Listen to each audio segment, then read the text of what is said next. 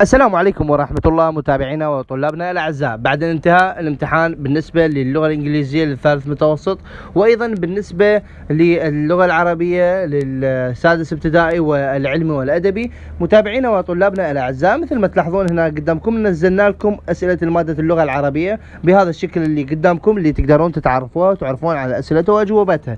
وكل هالأمور مثل ما ننوه في كل الفيديوهات أنه احنا ننزلها في قناة التليجرام. أيضا أسئلة المادة اللغة الإنجليزية بالنسبة للثالث متوسط الامتحانات التمهيدية أيضا نزلناها بشيئين مثل ما تلاحظون، هذا الشكل الخاص بها أيضا وهذا الشكل الآخر.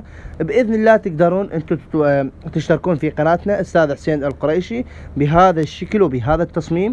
الرابط موجود في خانة التعليقات، التعليق المثبت.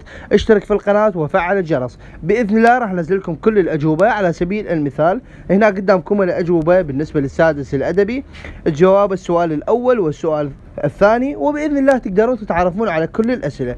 طبعا أكو هنالك حظر على مواقع التواصل الاجتماعي بالنسبة لليوتيوب، بالنسبة للفيسبوك وغيرها، فلهذا السبب لحد الآن ما قدرنا ننزل لكم. بإذن الله فور إنه ما ينفتح الحظر راح ننزل لكم كل المرشحات وننزل لكم كل الأشياء.